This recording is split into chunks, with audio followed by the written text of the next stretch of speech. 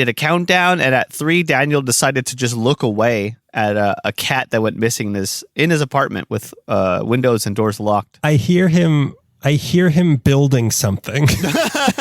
Having a cat's like having like a little ninja that sometimes likes you and sometimes is going to like slit your throat. And no. Having a cat. The problem is he always likes me. And he thinks that I like it when he bites me in the back and licks my chin. Well, I do like that. He's falsely kink shaming you. I think he'll like this.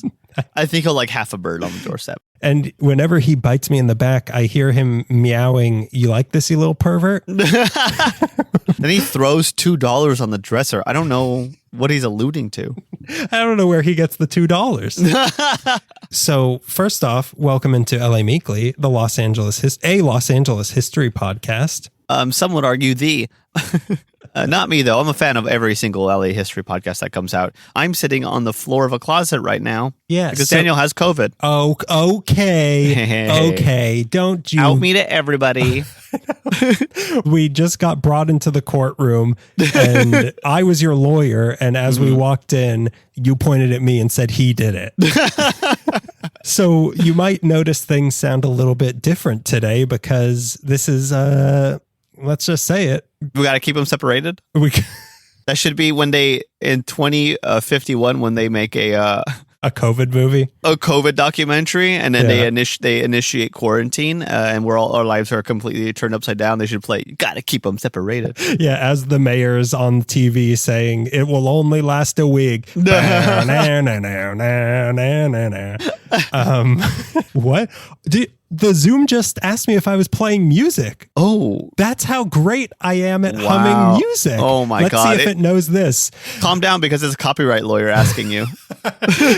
Playing music. I hear a knock on the door. Yeah. It's Mr. Zoom Esquire. Let's see if it can recognize this beautiful rendition. Yeah.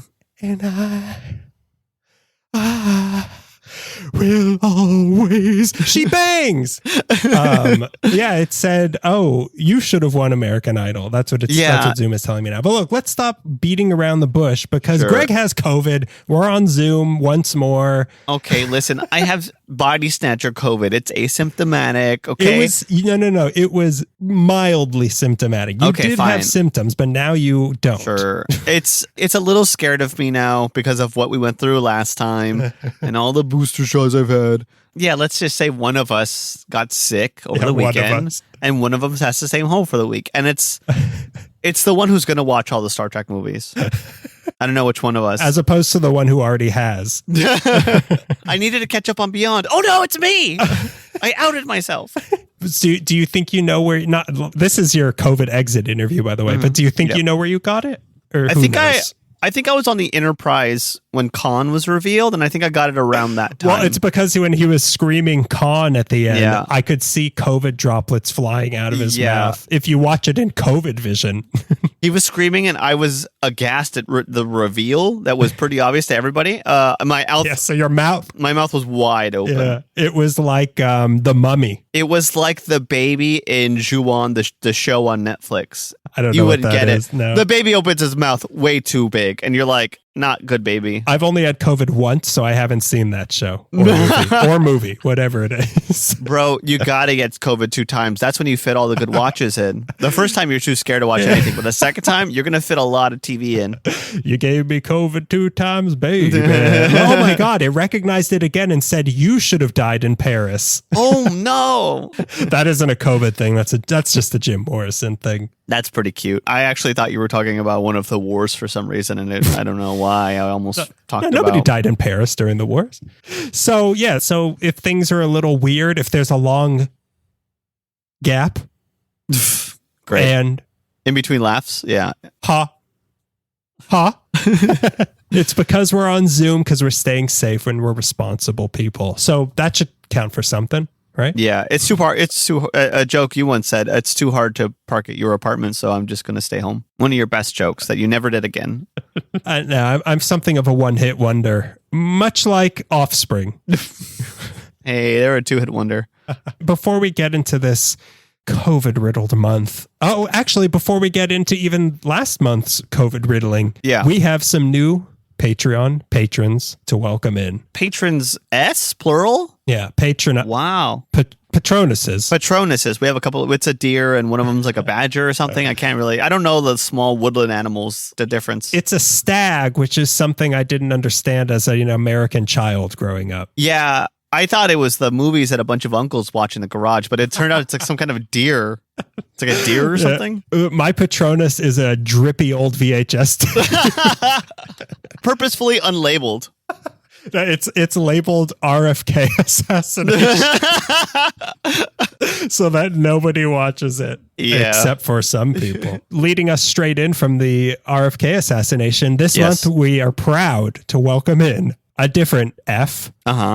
This is a great name, by the way. We've got Fred Sprinkle. Fred Sprinkle, thank you for being a patron of ours, Fred Sprinkle. Yeah. The heir apparent to a fine donut embassy. It's not empire. A fine donut. The donut embassy is where you have to go to get your donut passport. Yeah. But Sprinkles is a cupcake place. You've got COVID. You don't know what you're talking about anymore. No. Perfect day. Oh, I've never had sprinkles on donuts before. Oh, okay, you're just talking in general. Me sick. Yeah, in general. Ever since you got COVID, general sprinkles.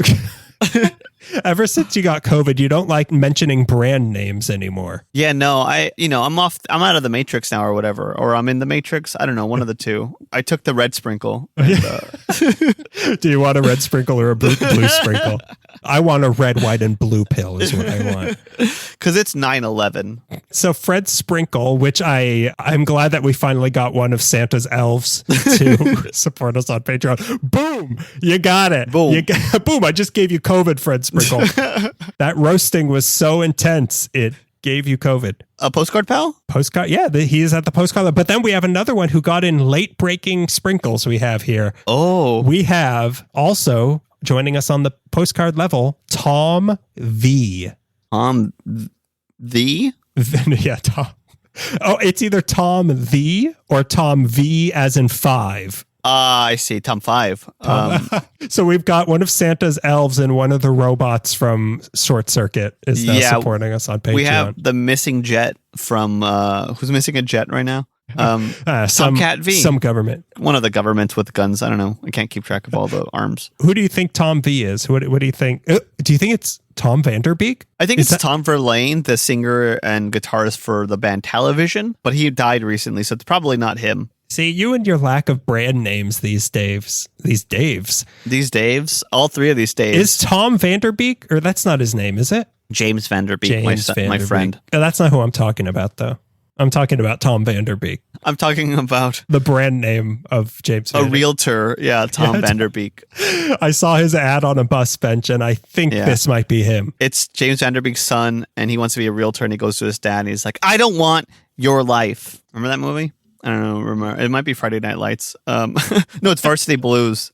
Again, this is a brand name versus generic. Is it Friday Night Lights or Varsity Blues? And I'm telling you, it's generic football movie. I don't do brands anymore. Football is big in a town like this, movies. So those are our two people. We got Fred Sprinkle and Tom B. And you too can join us patreon.com/LA Meekly. At the $5 level, you can get a handwritten postcard from us every single month. And you get any level, you get a LA Meekly sticker just for joining. I was going to say free, but you did pay for it. Thank you, Tom. Thank you, Fred. I hope I get to send you postcards soon, probably after Daniel. Daniel gets dibs on all the newbies, but I'll get to you. I get the prime meat on these people, and then you can have the cartilage that's left. I could suck the marrow from the bones. But Fred Sprinkle's cartilage, ooh-wee. Tasty. So now let's go to the month prior of August. No, sure. September. Yeah, that's the month prior. This is October 1st. Wake me up when the month ends. Wake me up when Offspring is on tour with this band. I didn't. My thing of the month. You got COVID. I got COVID from an unnamed source, but I'm gonna say that it was the character Khan from the Star Trek series. Listen, I read a book. I've been reading books. Audiobooks, going through all of them. And I'd like to recommend... I don't even know you anymore since you had You're reading, you're watching. This is me off leash, not going to work anymore, not doing anything. This is you retired. Barely remembering to feed my dog.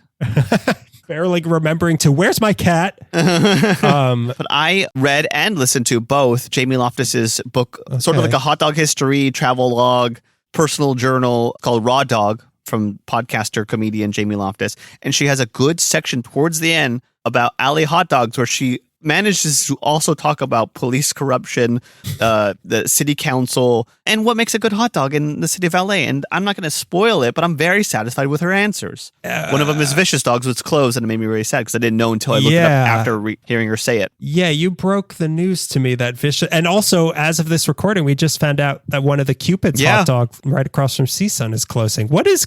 Hot dogs are disappearing left and right. This is what happens when you vote blue. Me, I vote yellow for mustard. Sometimes green for relish. Yeah, sometimes, depending on my mood. But it's a really good, like all the way through, it's a really funny, really good book. It does a good job of making sure you know how hot dogs are made and then proceeding to tell you that's specifically what other books don't want you to know. Yeah. How the hot dog is made. Yeah, and her alley section is, I really loved it. She ends the whole book going to Tommy's, which is like, you know, the kind of thing that I'm into. Are there hot dogs any good at Tommy's? Yeah, they are. Somebody recommended that as being the best, and I disagree, but they are really good. What do you think the best hot dog in Los Angeles is? I would say Vicious Dogs, whatever the crab one, or yeah, they had like a crab or lobster dog. No, was really good. I said best. What is the best dog in I LA? would have also said Vicious Dogs, but this is shocking news. I'm still reeling from this that they are closed, but it's very upsetting. What is the best dog in LA? You know, I have to get back to you on it's that. Ringo. Oh my God. But she talks about the best hot dog in the country, and I think on our episode on hot dogs, we both agree with her what we think the best hot dog in the country is. I don't even remember. Is it one that I made on the stove in some boiling water? Yeah. Researchers around the world, around the globe agree. Costco dogs. Oh, okay. Yeah. You know what? Because I'm trying to eat less red meat. And the other day, me and Melissa were at Costco and we're the Costco. Anchoring. And we wanted to get a quick little lunch. And she got a hot dog. And I thought, well, I don't want to eat too much cholesterol. So I got a pizza covered in cheesy cholesterol. Not a whole pizza, a slice of pizza. A slice of pizza. But her hot dog looked so good to me, Greg. It's plump. And I haven't said that since my wedding night. You said to an empty car. What'd you do this month? This September? In this September, it's something that I kept texting you about, and you kept being furious about it. I wasn't furious. Of some high and mighty idea, misconception about how my stomach works. Oh my God. But I was told by my sister about this app called Too Good To Go that is spelled exactly like that. Or with twos. It's got the number twos. It has the Spanish conjugation of two. Right. It's got every two. Okay. It's got at two. Brutus is involved. It takes two. Go ahead. I didn't mean to cut you off. I just want to make sure everyone knows the name of the app. Too Good To Go. But Too Good To Go. You look at it. There's not too many places around LA yet, I guess, or ever, which is kind of, this is almost like a Movie Pass situation where like you kind of don't want too many people using it because it would destroy the whole thing. So I shouldn't even be telling you about this. Yeah. This is just between me and my cat. But who's getting all these bagels? You look on it and basically like bakeries, some restaurants, some coffee shops, the excess of like stuff that they didn't sell that day, like bread, pastries, whatever. There's pizza places where I do not know. I'm guessing you just get a sack full of slices of pizza, but you reserve a time slot, and for like $5 or $6 or $7, you go during this time slot and they give you a sack of what they didn't sell so that it doesn't just get thrown out or donated. But yeah, I did it once. I did it only one time for Schwartz Bakery, and I got 2 giant loaves of bread and 2 chocolate danishes. Wow. That's a score. That's a win for you. Oh, that's the kind of win that matters to you. As long as I get a lot of things for a little amount of money, I'm happy. Yeah. But I can't, like, I'm really excited to try it in some pizza places. And it's just like, well, this is all of this. This is all the marinara sauce we couldn't use, because there is an ice cream place near us that's like, well, you know, what we don't scoop at the end of the day, we'll just pint it up and here's all the milk we couldn't use. Here's all the rock salt we couldn't put into an ice cream. Here's all the Fred sprinkles that fell on the floor. There's also the sense of surprise. Oh, right. Yeah. Is what's very exciting about it. And it's helping food not be wasted. Yeah, that's great. And the name of the app one more time is? Et tu, Brutus, tu mama tambien. It's too good to go. Too good to go. Depending on where you live, there's more or fewer places that you can go to. There's one place in like Reseda that just gives you a bag of animal bones. Were you an old witch? Oh yeah, it's from the Bethesda hut. But yeah, so that's look. Let's get into October already. October. Ooh. This is a COVID. This is a COVID. We're having mass COVID hysteria right now. So for this episode, it's October. Phantom just kicked the DVD remote on the floor. What a badass. What a little stinker. He wants to watch Star Trek too. The Next Generation. Star Trek 2. Yeah. Good to go. Star Trek 2 Klingon Tambien. Oh, God. Now he's here. My favorite of the Meekly host is the one who's the most disruptive. And it's not me you. now. Yeah, it used to be me. So the idea behind this one was Halloween, you're dressing up, spooky, you go trick-or-treating, you go too good to going. Yeah. So this time we're going to be talking about costume, not so much costume, but fashion designers, two iconic fashion people in Los Angeles. They're both werewolves. That's the tie-in to October that we didn't mention, is that they were both of ours are werewolves. Yeah, mine got bit by a cowboy and yours got bit by a really short lady. She got bit by San Bernardino. Oh, that'll make sense in a minute. Yeah, with the Zoom recording, I have a little more flexibility in editing, so I'll drop that joke a little. I appreciate it. Oh, look, Zoom also recognizes when we're making jokes. Is this funny? Question mark. It says, we'll let you know when you make one. That's what the notice says. Yeah. It has like the get loud meter. Oh, yeah. In a sports stadium, but there's a video of a hook coming out and then your feed just goes dead. In 10 jokes, you will be taken off this Zoom. All right, so let's get it started with you're going to tell us about your little lady. I'm going to talk about my little old lady who's not that old when we start the story, but we'll get to her being She's old. got old energy. She's got old lady energy, and I like that about her. I'm going to be talking about Edith Head. Famed, one of the most famous and most crafty costume designers in Hollywood history. Crafty. She's crafty. She's crafty. I was gonna say, she's a craftsman. That's what she is. Don't leave her with an open door, because she will get right out. She'll get right out. Edith Head, born Edith Posner. She came into this mess in October of 1897. Born in San Bernardino. 1897? 1897. In San Bernardino? Yeah. They had horses all the way up to the 60s. Wasn't it just like Mormons in San Bernardino in 1897? I don't know. It's not in LA County. Please don't tell me. Yeah. My registry of Mormons ends at the county line. So her father, Max, was an immigrant from Prussia who came to the U.S. in 1876. Wow. Her mother, Anna, was a Jewish woman from St. Louis, Missouri. Oh, yeah. Max and Anna did not stay together for long, and Anna often married a man named Frank Spare, making little Edie Posner now Edith Spare. That's her name. Okay, it's unfortunate. It's a funny name. Strangely, Anna and Frank were telling people they met that Frank was Edith's biological child, and Edith was now being raised in a Catholic church despite being born Jewish. Mormon. Oh. So close. What? Like what? To make people think she's not Jewish so that they wouldn't be mean to her? I suppose, but also... Mean or worse? Your mom was a Jewish lady. You might be a person of the Jewish faith. That's the rules. Frank was either a miner, M-I-N-E-R, or a mining engineer, but either way, because of his occupation, the Spares moved a lot throughout Arizona, Mexico, and Nevada. Searchlight, Nevada is listed on some websites as her hometown. She once said of her childhood, I didn't have what you would call an artistic or cultural background. We lived in the desert and we had burros and jackrabbits and things like that. So it's just doesn't sound like the San Bernardino I know. No, certainly. Where's the flying cars?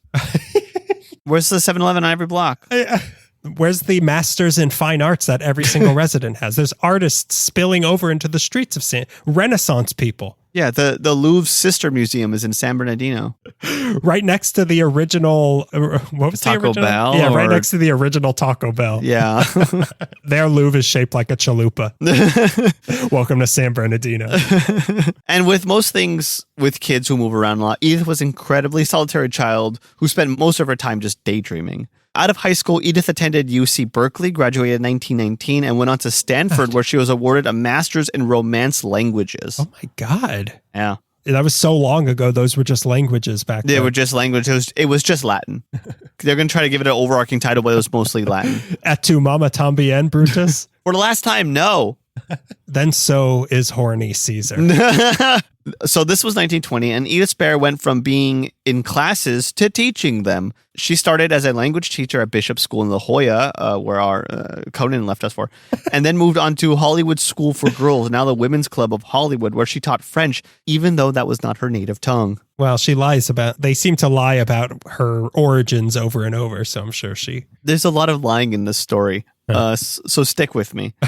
But teaching languages was not her passion. Her true passion was getting paid more money than whatever job she was at. And being an art teacher at the school would give her more money. So she applied for and was given the job, even though Edith had lied and actually had no art experience. So as I call it... But she's from San Bernardino. I don't understand. Basic Marge Simpson giving piano lessons while learning piano. You just have to stay one lesson ahead of the students. You have to stay one stroke ahead of the students. And yeah. Do we use purple in this? Purple. Give me a week. They're still in their impressionist phase. I'm in my blue phase, so I should be okay. I know where noses go still. Am I in trouble? So to compensate for this, Edith started taking night classes at Otis Art Institute and the Cohenard Art College. Chouinard, isn't it? Oh, is it Chouinard? I didn't know. You've still got Conan on the brain. I've got Conan on the brain. The man from La Jolla. Which we should explain really quickly because we make that reference a lot. One time we saw Conan and it was a bunch of people trying to talk to Conan as we were. And he kept saying like, I got to go. I got to go to La Jolla. I got to go to La Jolla. And we couldn't. As he continued signing and taking pictures with a crowd of people kept saying, I have to go to La Jolla. For everybody but us. And but then when it became the Meekly Boys' turn. Yeah. I have to go to La Jolla. Had you not heard that I have to go to La Jolla? La Jolla is more important than you. That's when Sona came out and said he's got to go to La Jolla. Yeah, and she patted our backs and then she pushed us downstairs. It was a pratfall. But back to Edith Head. Chouinard Art College. Chouinard Art College. It's here where she would meet her future husband and next surname, Charles Head. They married and now Spare became Head. Charlie Head was a traveling salesman, and this line of work allowed Edith to continue living in a very solitary way. The relationship was rocky from the start, both because of his absence, which she was maybe okay with, and his drinking, which she was not a fan of. In 1923, Paramount Studios put out an ad in the LA Times classified looking for a costume sketch artist. For Edith, she was perhaps feeling like the married life was not for her, and maybe to distract herself, maybe to move up in the world, she applied for the position despite still not having a great artistic skill set. Women just had it so easy back then. They could just keep lying and failing upwards. How did they hire her? Like there had to have been some sort of. You can't see me right now. I'm grinning very wide. Yeah, you turned into the Cheshire Cat. The Grinch when he's about to do something really awful. Also from La Jolla. It's said that Edith went to the interview with a borrowed portfolio and got the position. I've read borrowed, but it sounds more like she created a portfolio of her classmates' best works, landscapes, seascapes, oil sketches, and presented them as her own. What's the word for that? It's still it till you reel it. Is that the phrase that people always use? She was a modern day George Santos. Two American legends. According to themselves. Yeah. Children of America. Edith was offered the job of costume sketch artist working under the talented Howard Greer of Famous Players Lasky's. He was Famous Player Lasky's chief designer, who was enamored with Edith's artistic skill, which was, again, not hers. Not her skill set. I love how varied your style is and how your signature is different every time. Every single time. Greer himself created costumes for looks for Shirley Temple, Mary Pickford, Gloria Swanson, Ginger Rogers, Kat Hepburn, and Theda Bara, among many others. He provided a full wardrobe for Garbo and designed the wardrobe for Shirley Temple and Gloria Vanderbilt. Like their personal wardrobe was designed by Howard Greer. Did Shirley Temple always wear the little lollipop dresses? That's the best way I can describe them. Yeah, her funeral dress was also, it was a black lollipop affair. Bury me in my best poodle skirt. With my best poodle, alive or not. Edith's ruse didn't last long. How could it? And eventually Greer caught on that Edith was not as talented as she presented herself to be. Her true talent, of course, was the con. Con! That's what Greer said. Watch out, she might get COVID. But Greer did not fire her. He became her mentor, instead teaching Edith how to sketch and, more importantly, how to establish and develop a rapport between the movie star and the designer. He could have easily just ended Edith Head, but he chose to recognize moxie, recognize a liar, and that liars don't deserve what you're about to give them, and he rewarded her instead. Which he did say to her explicitly, I could end you right now. I could end it. You're an ant, and I am a boot, and I could just like... Off with the head. Off with... Great. I've been living alone with a cat for like a week now. Melissa's out of town. This is all I've got. Phantom just taps you on the shoulder like, it's okay. Yeah. It's all right, man. Let me take over. I'm on it. One of Edith Head's first solo assignments was for Cecil B. DeMille's 1925 film The Golden Bed, where she was to design the costumes for the Candy Ball. The design she created called for costumes made of actual lollipops, peppermint sticks, and chocolate drops. Well, the costumes were? They weren't made strictly of that. They were like adorned with it. Like they were, decorated with it. But they weren't like, but they were part of the design itself. So they could be eaten in an emergency. Yeah, and it should be. Of course, production came to a full stop when the peppermint sticks began sticking together and the chocolate started melting under studio lights. Of course. That's why you got to go with the dark chocolate when you're making a costume covered in chocolate. They hadn't invented dark chocolate yet. With DeMille going full Hulk mad at her, Head quickly put together a marshmallow studded dress with matching marshmallow hat, shoes, and a necklace to solve the problem. Ha. Glad that'll never happen again. This person became the first See's Candy when the studio lights melted them into their costume. It's like the Joker origin story. Yeah, this is how s'mores were invented. Well, great. Glad it'll never happen again. In Raoul Walsh's 1925 film, The Wanderer, same year, by the way, Head was assigned to dress an elephant, so she chose to drape over the animal some flowers and grapes. It looks great, but it tasted even better for the elephant, who, of course, ate all of it, once again bringing production to a halt, a startling, abrupt halt. Some speed bumps on the road to success, sure, but Edith was learning and never making the same mistake twice. More importantly, a similar mistake is not the same mistake. Yeah, a similar mistake many times, but never. She never put a marshmallow on a suit again. She never made an elephant like a marshmallow necklace or anything like that. She never forgot to not do that again. More importantly, she was building a rapport with the actresses she was working with. While some studios did not want any input from the stars, Edith Head would approach them and ask them if they had a clothing preference or a style preference that they like to lean on. Marshmallows. More marshmallows. An elephant pretending to be Shirley Temple. More marshmallows. She studied her stars and their body types and movements, all to make her star look like a star. With this, actresses she worked for actively sought her and vouched for her. Liz Taylor, one of her closest friends, Marlena Dietrich, Babs Stanwyck, Grace Kelly were not only collaborators, they had become her fans at this point. She was being referred to as the Dress Doctor or simply the Doctor. Dr. Dress, as they call her. So it wasn't just movies, like she was making their day-to-day clothes at this point? Or not yet, but she will. But at this point, she's just working on films that these actresses are in, and some of them are kind of stars and some of them are on their way up. Right. Her motto was accentuate the positive and camouflage the rest. It's unclear when Edith Head adopts the look, that being like bangs, circular dark glasses, and being short. But it's no exaggeration to say it. It's an iconic look. Like if you put those on a silhouette or whatever, if you just leave those out, like people will look at it and be like, oh, that's Edith Head stuff. Are you going to talk about... Just a little bit. Okay. Because speaking of her look, like, you know what she looks like. Everybody who's listening to this knows what she looks like, and you will explain why soon. Yes, I will. We're talking about a certain Pixar character? Oh, yeah. Okay. Woody from Toy Story. Actually, that's my guy. I'm looking straight into your cat's butthole. And what do you see about yourself? The future. The future of this industry. Oh, about Edith Head, I said she looks like Roy Orbison's sister. So you're saying she was albino?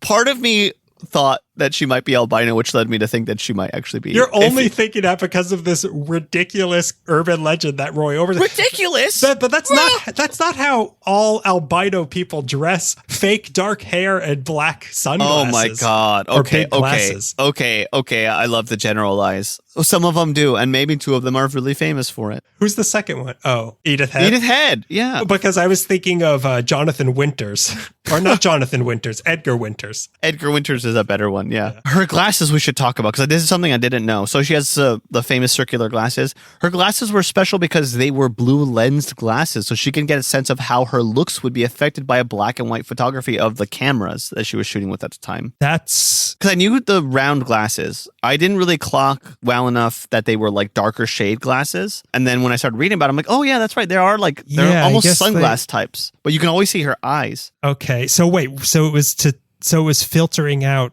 just like natural, or it was like a blue lens, so she would get a better idea of how something would look through a black and white camera. Okay. That's weird. Why don't you just wear black and white glasses? One black and one white. Why did she just walk around wearing 3D glasses like Biff's friend?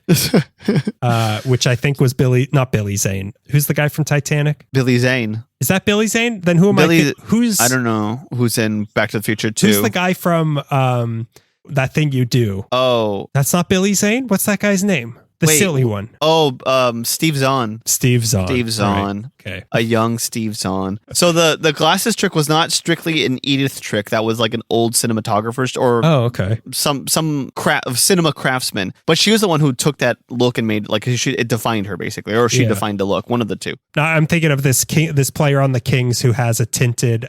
He wears a tinted visor, and that's because it like dims the lighting of Staples Center. Oh wow, that's interesting. And that kind of became his signature look. Is he Roy Orbison? Oh my god, no. Oh my, that's how I know him. It's Jonathan Winters, the improv comedian. the famously albino improv comedian, Jonathan Winters. So towards the end of the 1920s, her mentor Howard Greer left famous Lasky Players, now Paramount, and was replaced by another designer, Travis Banton. Banton is now remembered as having created the Paramount look, quote unquote. Created costume designs for many movies, but here's the ones that I've heard of. Wings. Okay. Dr. Jekyll, Mr. Hyde, Shanghai Express, Design for Living, and My Man Godfrey, among many, many, many, many other credits. So what year was this that she's working? End of the 1920s. Oh my God. Was that long ago that she got into movies? Yeah. And then Wings was the first movie to win an Oscar. That's how long. I mean, I'm pretty sure that's how long she's been working since like a little bit before that. And Tony Shalhoub was in it.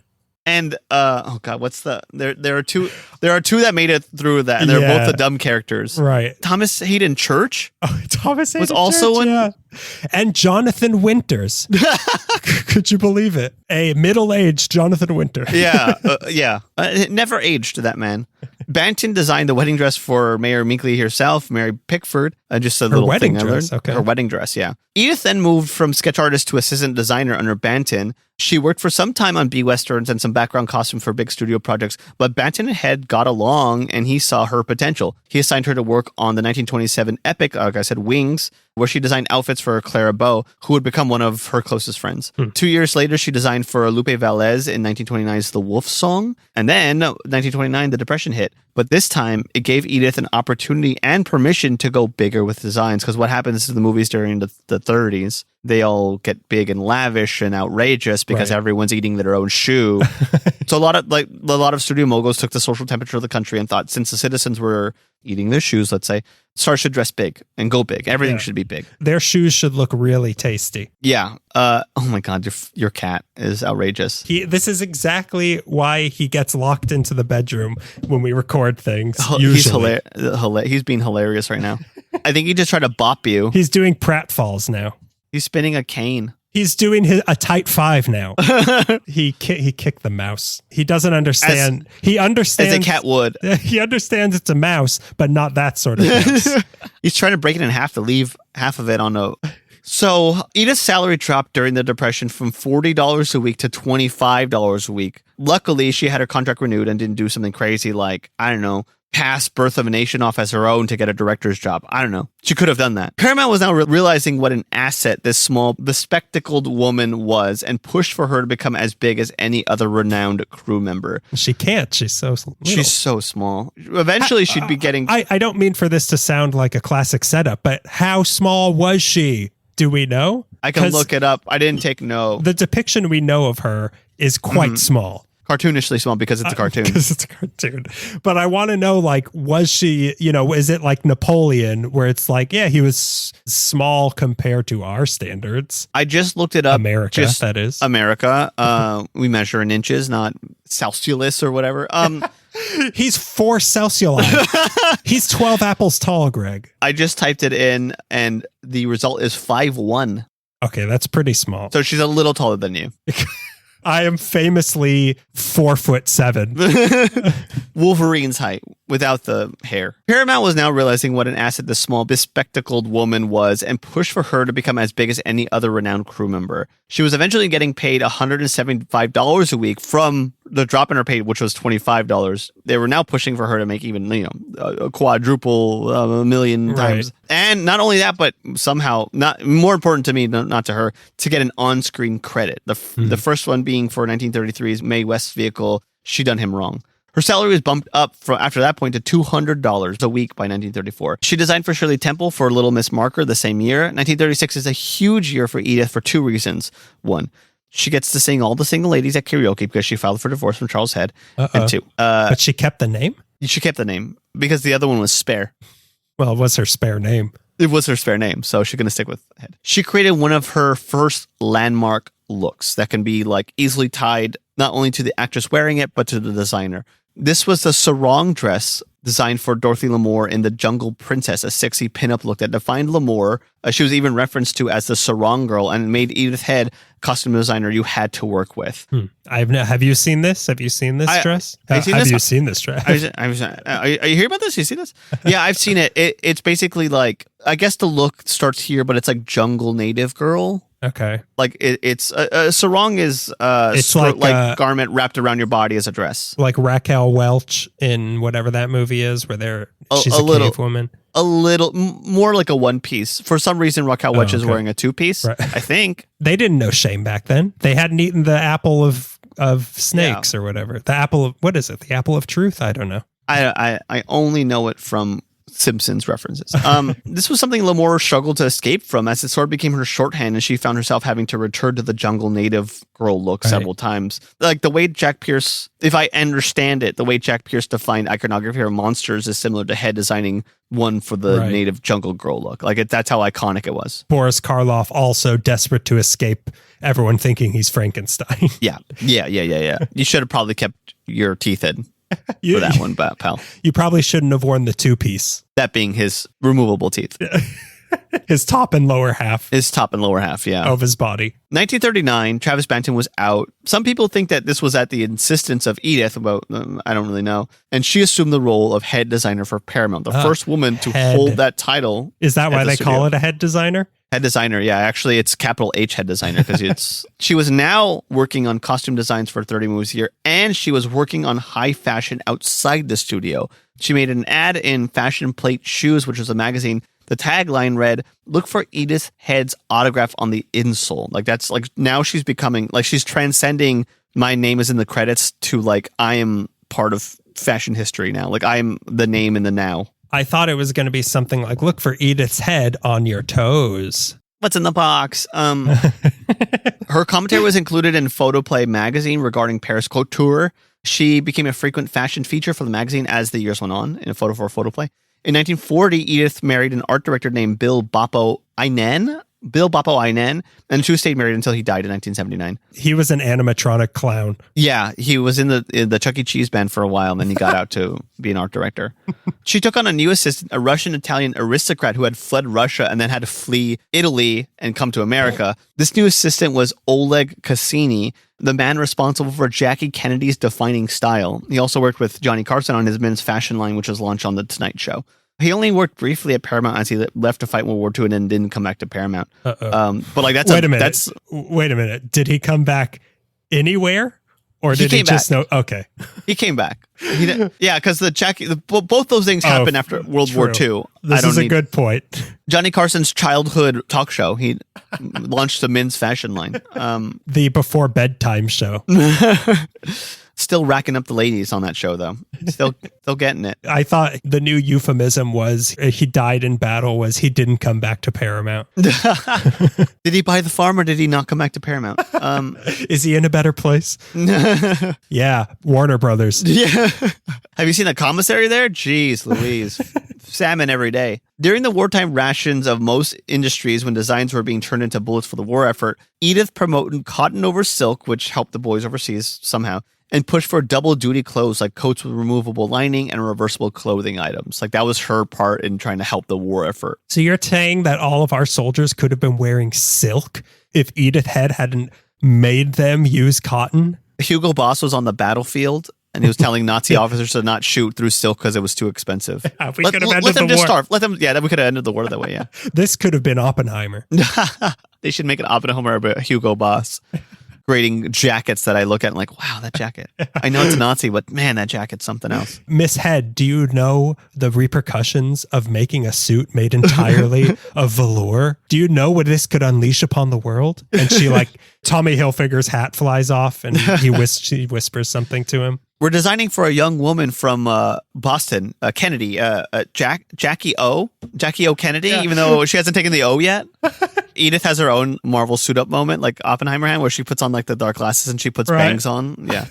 And then she grows, she like shrinks 2 feet. Well, I guess she does Ant-Man. I was going to say a reverse Ant-Man, but I was thinking when Ant-Man gets big, which he is only partially known for. But in my mind, Ant-Man is known for getting big. A giant man. I just got the other day, Giant Man. Ant-Man? Oh. Giant Man. This movie has so many, much like an ant farm, it has so many layers. So many layers. There's so much going on. Edith worked on the spectacular The Lady Eve, where she designed 25 costumes for Barbara Stanwyck. She designed an outfit for our girl Ginger Rogers in 1944's Lady in the Dark, and that was said to be one of the most expensive dresses in Hollywood history. It cost $35,000. That's ridiculous. What was it, covered in marshmallows? It was covered in marshmallows, but they weren't from the marsh, they were from the swamps. Swamp mellows. No. All the marshmallows were still going towards the war effort. These are swamp mellows. The skirt was made of mink fur and lined with swirls of sequins over a matching sequin bodysuit and a mink jacket with a mink muff. Oh my God. It all came from like Paramount's Mink Vault or whatever, which I read, and I was trying to like understand what that meant. But this dress cost $35,000 to make. That's ridiculous. In 1946, she makes a fortuitous connection with when Paramount loans her skills out to RKO for Notorious, being made by Alfred Hitchcock, who would become one of her biggest allies and fans. He was a fan of hers. Hitchcock was very particular and insistent on things like color and fabric, and so was Edith. So their likenesses blended perfectly, and she becomes one of his best female collaborators, like producer Joan Harrison. That, both these women, he didn't throw birds at when they took down his sexual advances. So, that's when you're in the good with him. When you're in the bad is when he tries to kill you with birds. He threw topazes at her instead. This is for you. Here's some rope. I'm just going through Alfred Hitchcock's I got IMDb page. We're on Zoom right now, so I'm able to do that. IMDb is at the tip of my fingertips right now. I can type all kinds of his movies. He was throwing Strangers at a Train on her. He was throwing Rear Windows at her. Front ones were too expensive. After creating designs for Ingrid Bergman and Notorious, she moved on to her work that I know her from. Like when I watch these movies and you tell me, like, think of an Edith headdress. These are all the movies I think of. Right. Did she ever make a headdress? That's very funny. That'd be fun. All her dresses are headdresses. She worked on Grace Kelly's look in Rear Window. Her character in the movie is a socialite whose looks and style are incredibly important to her. So Edith had to really outfit Grace to the nines, and it had to be perfect in that movie. And the dresses in that and fashion in that movie are impeccable. Part of Hitchcock's mise en scene. Mise en scène. Mise en scène. You don't know the language. Whatever language that is. Her outfits are like part of the whole thing. Did she make James Stewart's cast? Yeah, she made the cast, she made the pajamas, she made all the stuff for Thelma Ritter. She made what's the name of the actor who plays the guy across the way? I don't know. Raymond Burr. Is it Raymond? Oh, Not Raymond Burr. It's Aaron Burr. It's Aaron Burr. Oh, Jonathan Winters. He's certainly Jonathan Winters shaped. Yes. Let's just say we know what season he was born. Anyways, though, like her dresses, because of her character, her dresses are incredibly important in that movie. And part of like taking in on the whole Hitchcock of it all is Edith Head is part of that arm, like one of the arms of Hitchcock in that, for making that. Similarly, she had to create similar looks for Kim Novak's look in Vertigo, which she did. Novak told, this is a weird story. It sounds like it's pro Edith Head's diplomacy, but the more I think about it, it's very anti-Hitchcock. But Novak told Head she could wear any color but gray. She was like styled that way. They said, you look good in any color, but don't wear gray. And Hitchcock told Head about Novak, it could be any color as long as it's gray. Funny. Great. Head went to Novak with fabric swatches of shades of gray and said, it's got to be gray, but left it up to Novak to choose the shading that would flatter her the most. Hitchcock sounds kind of like an asshole. Head went on to design Tippi Hedren's dress in The Birds, and something that appeased Hitchcock's need. She had to appease both Hitchcock, who wanted to be the soft green and blue that it is, and also mobile enough for Hedren to run around it, because she runs around and gets most of it torn off in that movie. Right. So that dress that she wears in the famous dress she wears in the movie is Edith Head. By the early 50s, she was creating iconic looks for Betty Davis and all, what? Did she make the costumes for the birds? She made the costume for the birds, and all the birds that Hitchcock threw at Tippi Hedren. Yeah, those were actually rats. Those are actually rats dressed like birds, and that was Edith Head's design. A lot of people know that. Nobody's smart enough to ask questions like you. Yeah, I'm pretty smart. By the early 50s, she was creating iconic looks for, let's rattle off the big ones. Okay. Betty Davis and All About Eve. Liz Taylor's dress in A Place in the Sun, which I didn't know this, inspired prom dresses for the rest of time. Oh, that's weird. Gloria Swanson in Sunset Boulevard. Grace Kelly in To Catch a Thief. Shirley MacLaine's insane outfits in What a Way to Go. Audrey Hepburn in Roman Holiday. Audrey Hepburn in Sabrina. Audrey Hepburn in Funny Face. Audrey Hepburn in Breakfast at Tiffany's. Although with this, there was speculation that was actually Hepburn's personal designer, who Hubert du Givenchy. Like the big name. They think that it was actually Givenchy designing it, and Edith took credit, which sounds like an Edith Head thing, but I don't think really know. So you're saying that Edith Head was, as I pronounce it, Givenchy? Yeah, she was Givenchy. Oh my God. So this is the Givenchy code. This is It was Edith Head all along. Givenchy. I had a mise en scène, Givenchy. So it's not known if she did Hepburn's outfits for those movies, but like they look similar enough to all the other outfits that she was designing. So it wouldn't bump me that they were Edith Head designs. But it's for more research, and I didn't have time because I had COVID. You had COVID. I had COVID brain. It's been very hard for me to do anything except watch all the Star Trek movies. In 1948, during the Oscar ceremonies, it's said that Edith Head sat in a state of dumb shock because she did not win for The Emperor's Waltz. I would have loved... did she walk on stage and slap whoever won? I would have loved she just stood on stage and was just like, dumbfounded, mouth agape, dumbfounded that she didn't win. Keep my fashion designer's name out of your Oscar ceremony. Off of your shoulders. Keep my Givenchy. By the middle of the 1960s, Edith was now earning $10,000 a week. That way can't more be than true. A little bit more than an art teacher, and because of her appearances on Ark Linkletter's house party, I don't know. Teachers get paid a lot of money. Yeah, almost $10,000 a week, but not especially quite. Art teachers. Yeah. Especially art teachers in California. What do they make? Like $9,999. Taxes. They're going to rob you of that dollar. She was because of her. Hunter Biden. Thanks, Hunter Biden's laptop. And gun? I don't know what's happening. Dong pics? I don't know. She was transcending like regular crew person, regular fashion person into household name thanks to Ark Linkletter's house party, which she made she was a common occurrence on House Party. Because of her iconic look, you could spot several cameo roles through the late 60s and 70s of Edith Head being on things. Most notably, I admit that I caught her in a cameo role. 1973's Columbo episode Requiem for a Fallen Star, you see Edith Head in the background designing something.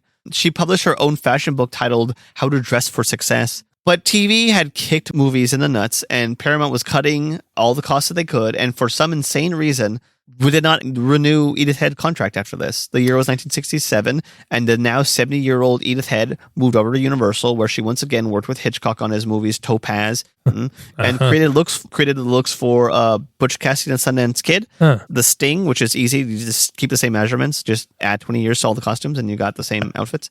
And Sweet Charity, which she got an Oscar nomination for. Did she win this time? You said nomination, so I guess not. In total, through her career, she was nominated 35 times, one of the most nominated Hollywood women in history of the game. She won, and she won for 8 of them. Ooh, that's a lot of silence. That's a lot of mouth. That's a lot of sitting in silence, not believing you didn't win. Oh, that's the best reaction you can have to not winning at the Oscars, other than slapping somebody. Well, I guess he wasn't. He did win. He just won.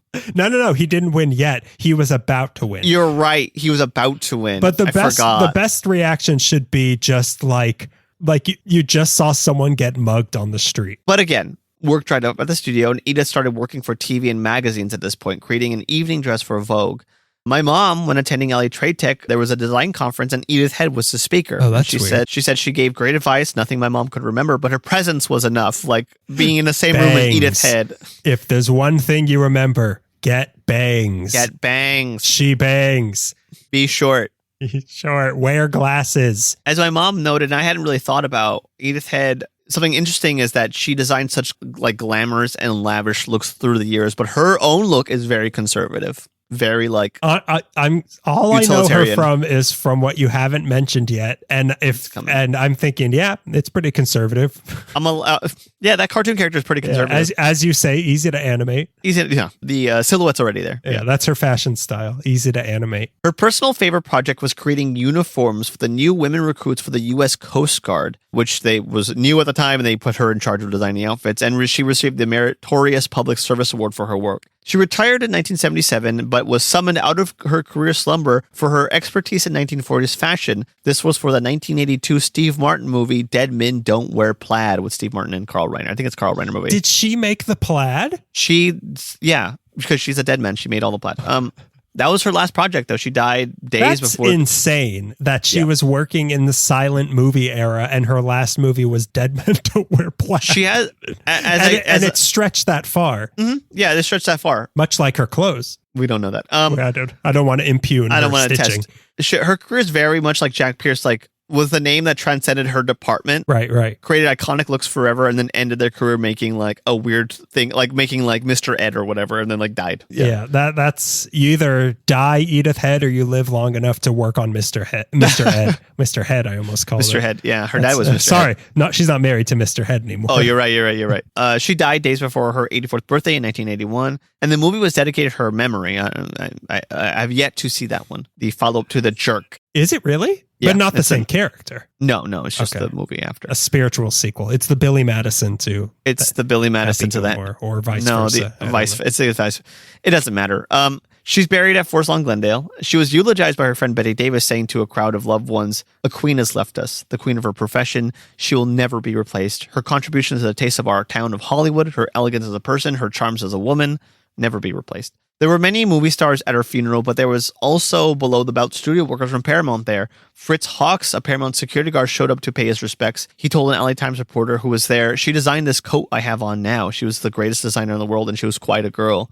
In 2003, she was put on the American stamp, and her likeness is attributed to Edna Mode, the fashion designer in The Incredibles, who Brad Bird stole canceled Brad Bird. All of her things and just made... He groped her image. Brad Bird? Brad Bird was canceled, right? No, I think John Lasseter was. John Lasseter. Brad Bird sorry. Too? Wait, I don't want to apologize to Brad Bird because I'm possibly canceled Brad Bird. If not, he is now. Every man's on the chopping block. More importantly than all of her accomplishments, in her will, she split her possessions amongst Liz Taylor, the Academy of Motion Picture Arts and Sciences, several cats, and her Dalmatian Boppo. This is the kind of woman Edith Head was, and I love it. So Boppo's walking around in the dresses from Vertigo? Yeah. He's wearing all of... What's her name in Rear Window? Lisa Franklin? What is it? I can't even... I thought Jonathan Winters was in Rear Window. That's true. Can't tell you. That's true. You're not very smart. There's James Stewart and a cast, and I don't mean the rest of the actors. I got so excited because I was reading an LA Times article about her funeral, and they phrased it in a weird way that made me think that I was reading the list of her pallbearers, and it was like Paul Newman, Jimmy Stewart, Cary Grant, Roddy McDowell. And I was like, wait, what? But they were just saying like they were pallbearers, and also these 8 actors didn't show up. And you're like, why would you even list the actors who didn't show up? What is this, Milton Berle's wedding? I mean, not wedding, funeral. It was a wedding between his corpse and the earth, but the littlest lady has the world's longest coffin, just so all these people could carry it. Yeah, bury me with all my dresses. You know, it's weird because I first knew her image from The Incredibles. Sure. But then I learned like, oh, this is based on this lady who did all these costumes. Yeah. So I assumed she was alive in the early 2000s. Right. Around when The Incredibles came out. Because obviously she was in the movie. I saw her. Yeah, yeah. That's not Brad Bird doing the voice. But that's why he's canceled. But it's crazy to hear that she started at the dawn of movies but didn't quite make it to The Incredibles. What a shame. What a shame. That's what we were all fighting for this whole time. Was the Fantastic Four done right? It was all leading to this. It's one of those careers that like you just got there at the right time, and I always think about like my grandma was born. Wait, what? I forgot what invention it was where she just watched like through the span of her life, watched this like one thing that's like, that'll never work. And then it became like a plane or whatever, or like a phone. That's like Edith Head with movies. She was throwing rocks at the Wright brothers. That's for the sky's for birds. Get out of their way. The sky's for Alfred Hitchcock movies. Yeah. She seems like this is a phrase that can be applied to very few women in a flattering way, but a tough old broad. Yeah. She's I think every woman would take that as a compliment. Is a tough old broad. A tough old broad is the how you go Super Saiyan when you're a lady. But yeah, no, she's a tough old broad. She sounded like she had a lot of gumption and moxie. Yeah, I mean, to lie your way into the most successful fashion designing career in movies. Yeah, and being paid like $10,000 a week, and to be able to leave it all to Elizabeth Taylor, the Academy, and then your pets. That's how you decide to split your remaining fortune. You're doing something pretty good. Give all of my money to my dog, feed my face to my cats. And now on to the next one. Oh no. Okay, so now I've had enough of your it's time to get to my style. I mean, you've always been a real Edith Head. Yeah, I'm Edith Head. The guy I'm about to talk about epitomizes my style. Which is flashy cowboy. These two people we're talking about, I feel like would have actually been a great couple because they're both tiny little eccentric fashion designers. And that's all I really want from a fashion designer. Yeah. If they were like tall and startling looking, I'm like, no, this doesn't work. But like kind of short, weird looking people, this is good. Make my clothes. How do you know how to make pants? You don't have bangs. You're not Roy Orbison's sister. Jonathan Winters. So it's time now for this podcast to get a little X-rated. Oh, right. And by X, I mean cross, as in cross-stitching. Ooh, baby. Wow, that is, I think I've said it before, a Reed Richards level stretch. You mean a cross? Stretch much like the lining of my pants. Today, I'm here to tell you about a one Nudie Cohn. I'm so excited because I only know him. I know him by sight. I can pull him on a lineup. I know what he's known for, but I don't know anything about his story. His style is very distinguishable. And the first time I actually heard about him was that something of his we're going to be talking about is in the Valley Relics Museum. And the guy was like, yeah, this is a nudie. And I was like, I'm calling HR on you because this is a quid pro quo, and I've been warned about that. Yeah. Swap nudies. Send nudies. That's when a recording manager, or Johnny Cash's recording manager, needed a new outfit. Send nudies. Yeah, he texted it, which was a telegram back then. Send nudies. Stop. Stop. That's the end of the line. Don't stop. Stop. Daddy likes stop. Close parentheses, stop. Sometimes when I see the stop in a telegram, I think of a little kid being bullied by her brother and check, stop! I can't wait to get home to you. Stop! Stop! So Nudie Cohn was born Nudie Kotlyrenko. You're kidding. On December 15th, I'll get to what he is.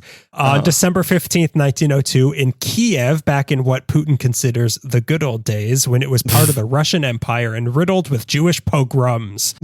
But what's great for Putin's predecessors, the Tsars of Russia, was not good for the Jewish Kotlyrenko family. So this is another tiny Jewish fashion designer. Oh, cool. In Los Angeles. Artie.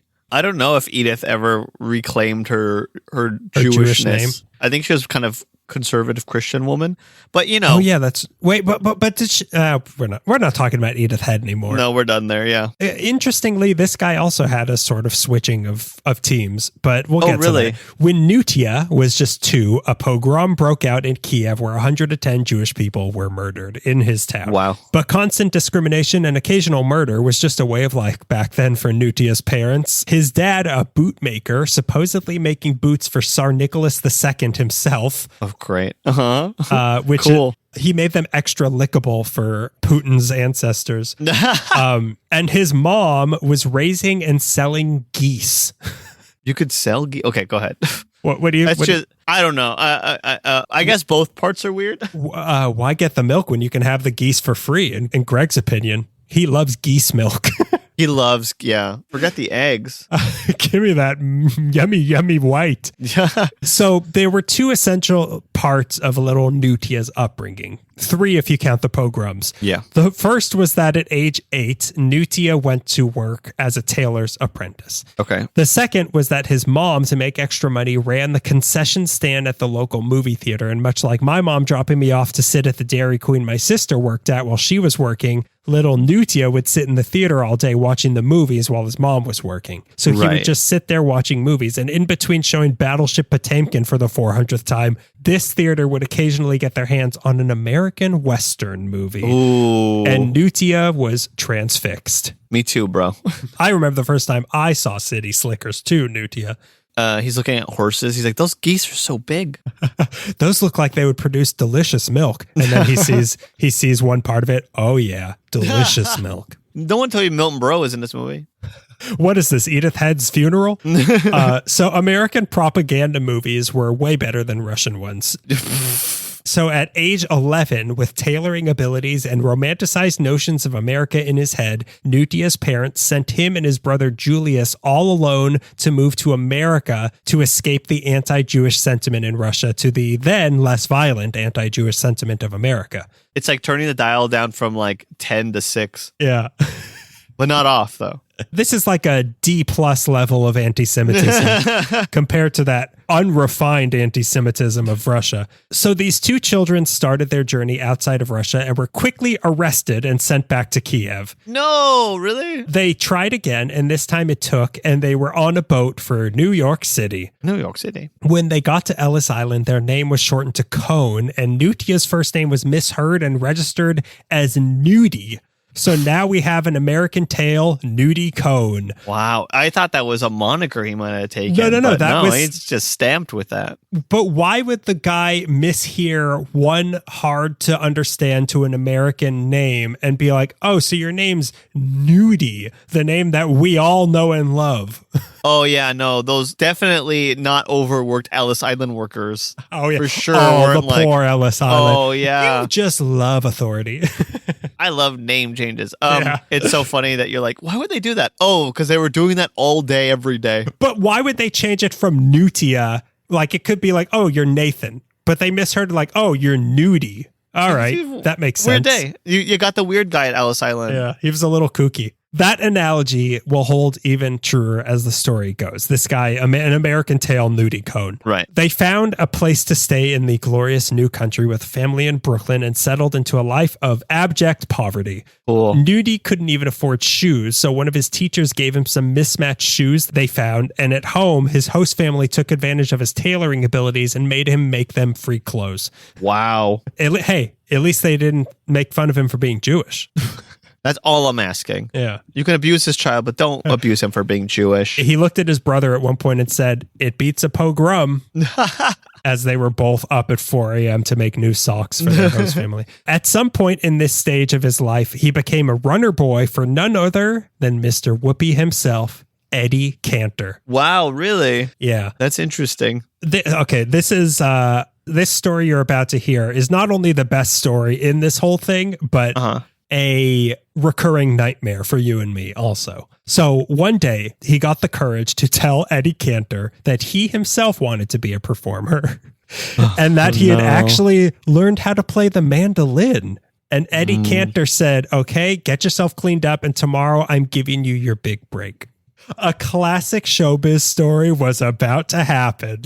My teeth are chattering and I can't stop it. A classic showbiz story to us and our experiences in show business. Yeah. So the next night he had Nudie on his show, Eddie Cantor's show, and Eddie Cantor introduced him and Nudie walked out on stage with his mandolin, completely froze in stage fright, didn't play a single note, and walked off stage while everybody laughed at him.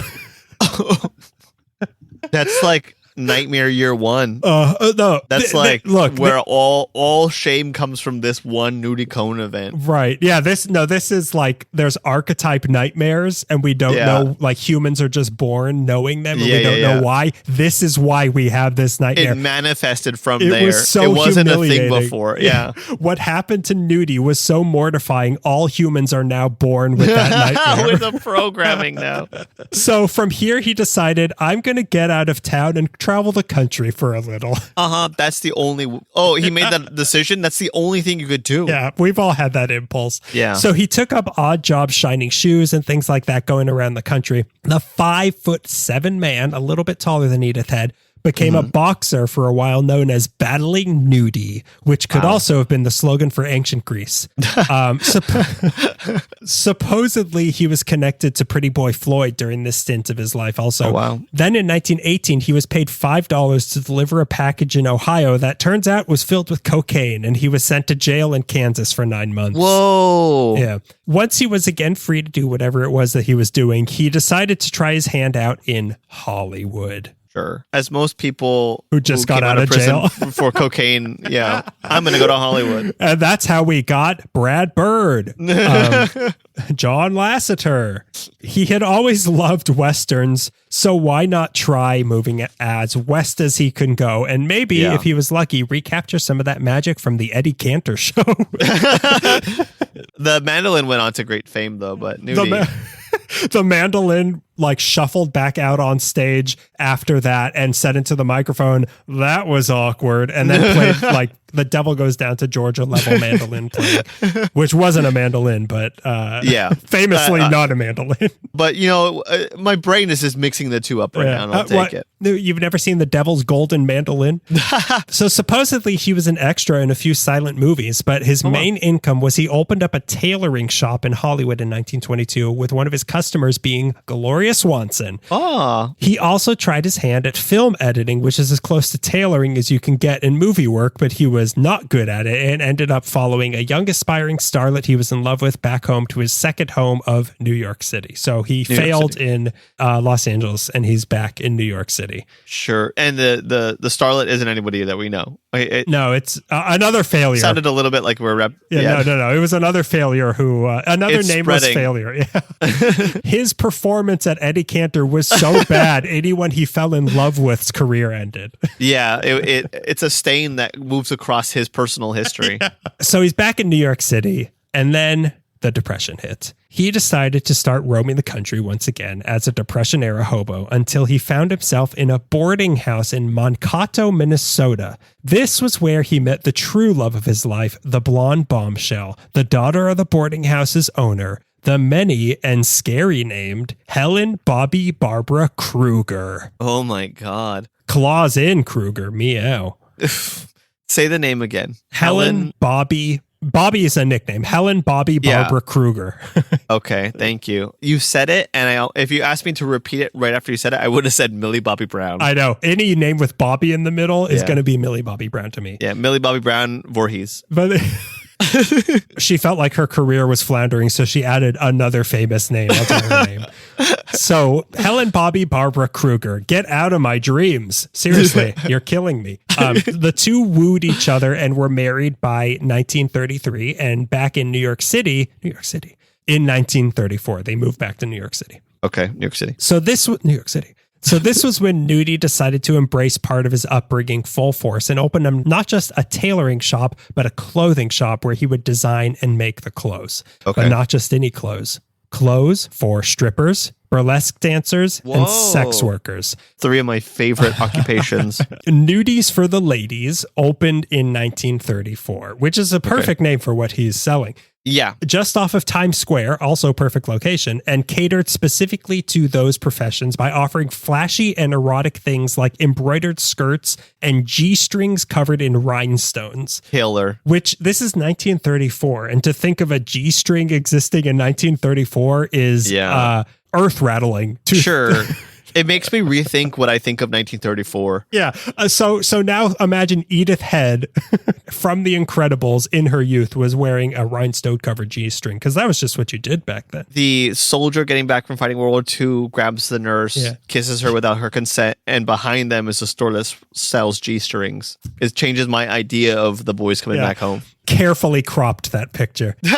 Much like the G-strings, carefully cropped. So he ran the place with Bobby Kruger, but as the 30s went on, burlesque shows started going out of favor and business started drying up. So they switched to being a dry cleaner until Nudie decided once again the West was calling. So he and Bobby closed up shop and permanently moved back to Los Angeles in 1939. Every time that he moves, it's because somebody's like, hey, were you on that Eddie Cantor show? And he's like, I think it's time to move.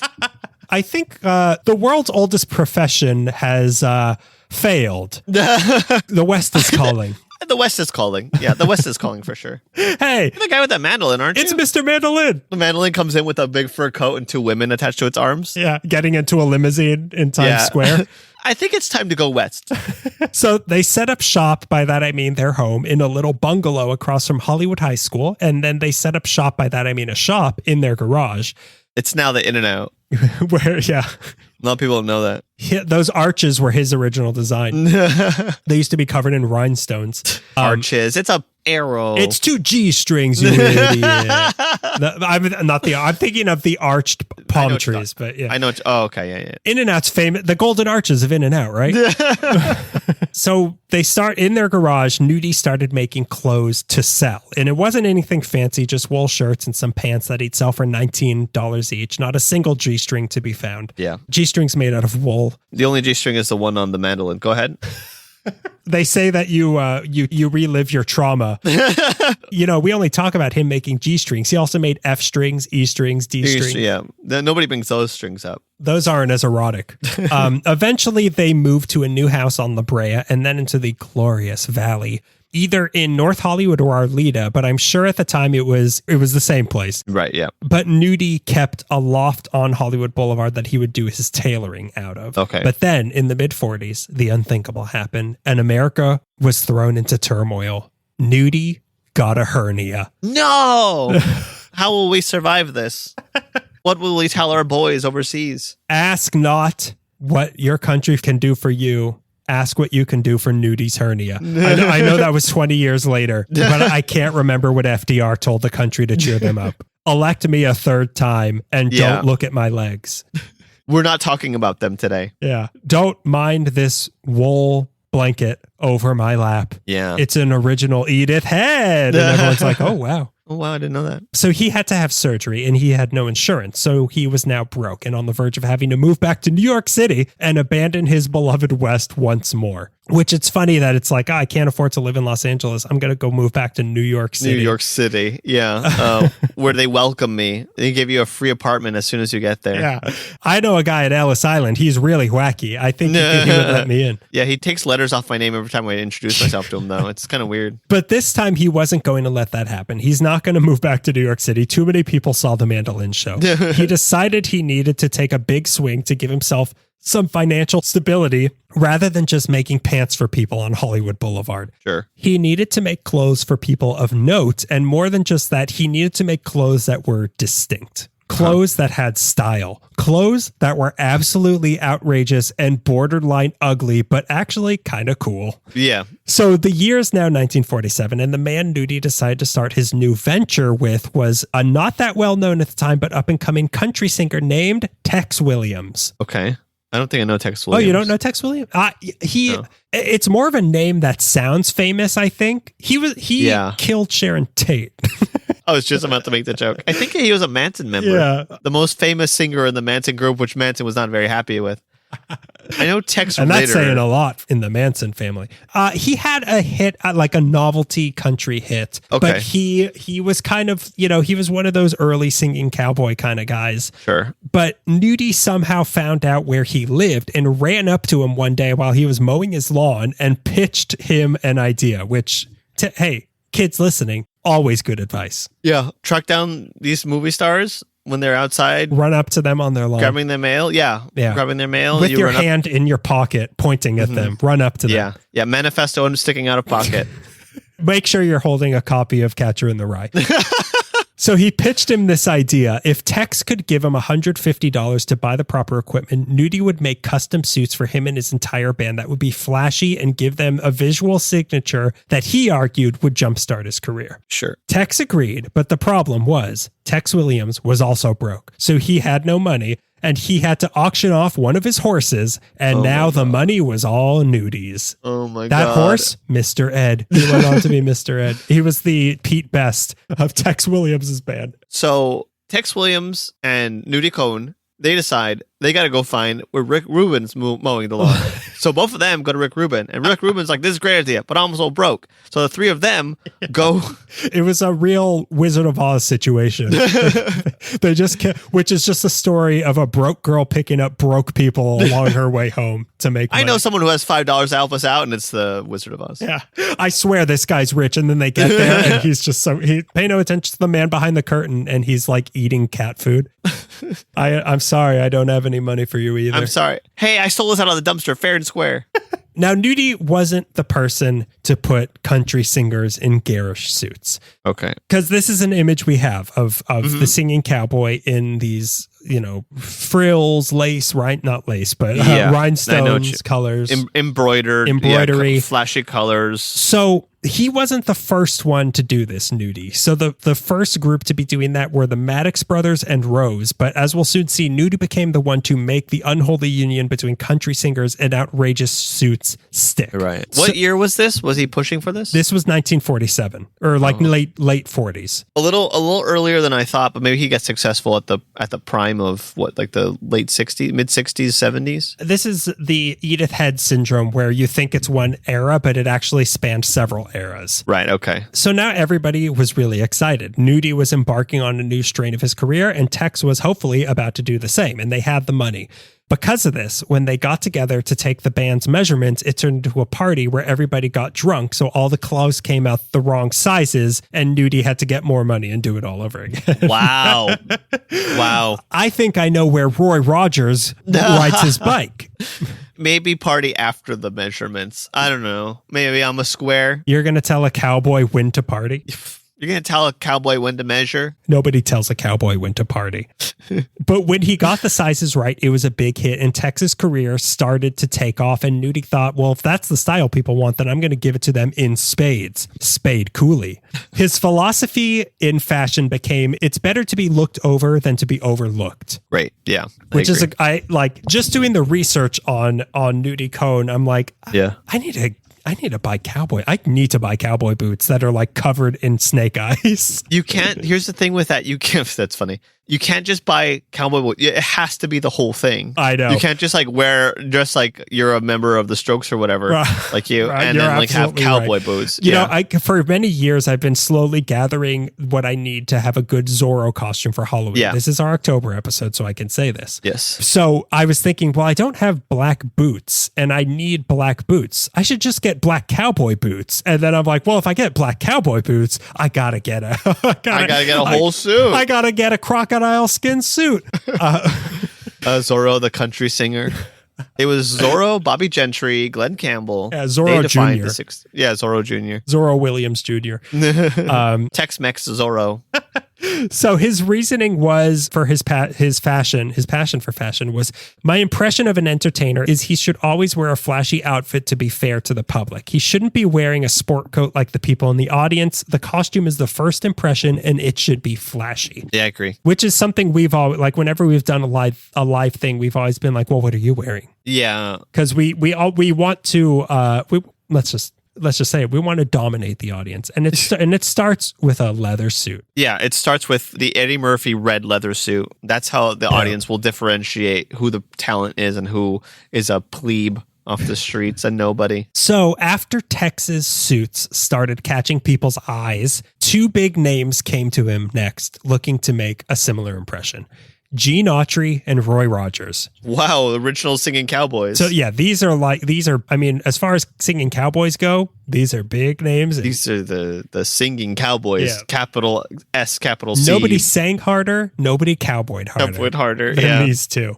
So specifically Roy Rogers, who wanted one of Nudie's suits because he was performing at Madison Square Garden and he wanted to wear something that even a kid sitting in the nosebleed seats would be able to see. Yeah. So that's great. What he wanted was fringe covered in rhinestones, Nudie's specialty, and this look became Roy Rogers' signature look that he's remembered by. So like it's like trying to describe Roy Orbison. It's like trying to describe Jonathan Winters, Roy Orbison, famous albinos is what I'm saying. Famous albinos of history. It's like trying to describe something that we just know it as, the look of Roy Rogers was made by Nudie. Right. So from here, between both these guys, Roy Rogers and Gene Autry's TV shows, other singing cowboys and wannabe singing cowboys saw these, what became known as nudie suits on TV and wanted some of their own. So this combined with Nudie and Bobby hanging out at the honky tonks around the valley, not least of all the Palomino. I was about to bring that up, yeah. And making friends with country musicians all over town put Nudie Cohn as the guy for cowboy fashion.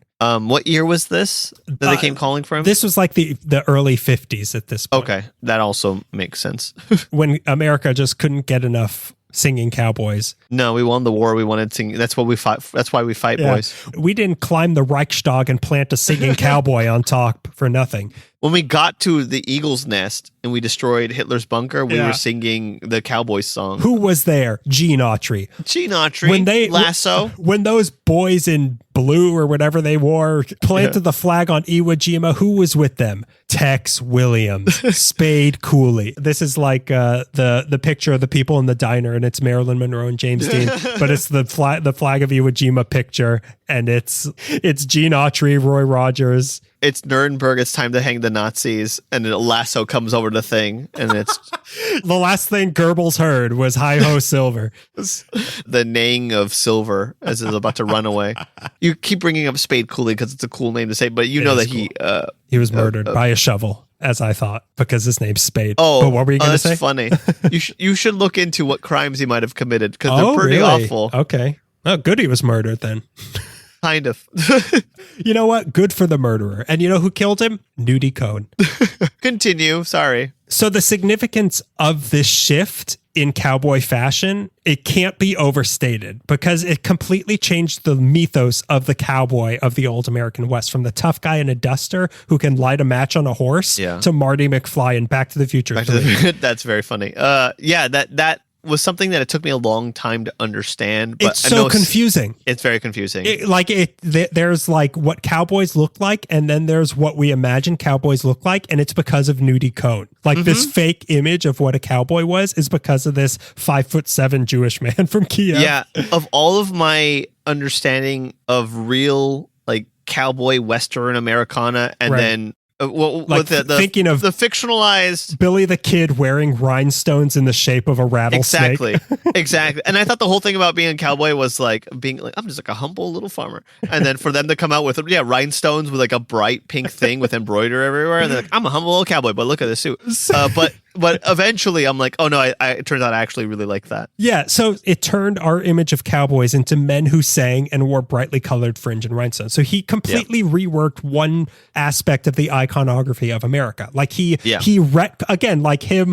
failure at the Eddie Cantor thing archetyping the nightmare to all of us. He retconned America's memory of cowboys as looking like Gene Autry. That's what he took from us. We took a little from him. He took a lot from us. I want him to have like win an award and go on like the Lifetime Achievement Award, and he's on stage to grab it, and then someone's like, wait. There's a hush. You're not the guy from the Eddie Cantor thing, right? And I think I'll move to Japan this time. What's further west than west? He went so far west, he went east. Korea. Yeah.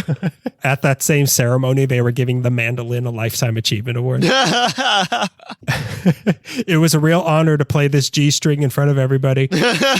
As his business got bigger, he felt unprofessional running it out of his garage and a loft in Hollywood. So by 1949, going back a little bit, he had opened up an actual storefront at 11000 Victory Boulevard in North Hollywood called Nudies of Hollywood. Wow. Do you know what there is there now? I think it's a car rental place, but I passed by this. It's across the street from a Target and a restaurant called the Crispy Pork Gang. Oh, okay. Do you get the gut jumped in to get a meal or what? You get to the chicharrones knocked out of you. Yeah, it's right off of, I think, Lancashire. But yeah, I think it's just a car place. But Bobby helped sew stuff in these early days and was also the inspiration for their logo when one night, things are getting steamy again. X-rated, cross-stitching. Yeah, cross-stitching, got it. One night, Bobby came into their bedroom wearing nothing but a holster, boots, and a cowboy hat. Oh, boy. And she said something like, what are you going to... She said something like... I spilled chili all over my pants. She said something like, when are you going to make the rest of this suit, big boy, or something? Yeah. Something sexy, but not that. Yeah. And then he said, I've got it. Rhinestones. And he ran out the room. My dear boy. Yeah. He ran. Wait till Tex William hears about this. So their logo was a topless cowgirl for a while, until 19, like nipples and everything. Like you could see. Yeah. Full. Everything, Greg. You could J to it. Yeah. This is why his clothes weren't allowed anywhere around schools. It was the logo until 1963 when Nudie converted to Christianity, and suddenly cowgirls learned shame, and he put a skirt and a top on her. Oh, he had to change his name too. Yeah, to the Clothes Cohn. Yeah, Clothy Cohn. Burqa Cohn. Yeah. 2 jackets on a hot summer day Cohn. But 1963 was the same year that they outgrew even that store in North Hollywood and moved to 5015 Lancashire and renamed themselves to Nudie's Rodeo Tailors. 5015 Lancashire is, I think, across the street or diagonally across the street from the world's famous Ha Ha Club. Oh my God, really? Yeah. World famous Ha Ha Club. World famous Ha Ha Club. You go to Russia and you say Ha Ha Club, they're like Lancashire Boulevard. And you're like, you know where it's at. So now they're Nudie's Rodeo Tailors, and this was the store that was almost as legendary amongst a specific community as the Palomino Club was just a few miles away. Right. So out front, it had a life-size plastic horse, and on the roof were 2 bucking broncos, so you knew what you were getting into. Oh yeah, you're not going to go in there. I'm looking for some like school uniforms for my kid. Like that's no. When you come in here, you greet me with a yee-haw. Yeah, there's only one kid I dressed, and that's Feifel when he went west. I was going to say Billy the. The only bills we take here are Buffalo. The only holidays we take are dock holidays. The only holidays we take off are dock holidays. Yeah. And that is legally binding. So it was always a party in there in this store with drinking involved, and jam sessions would break out all the time amongst the musicians, and ever present was Nudie's world famous lima bean soup. The most cowboy soup we can think of.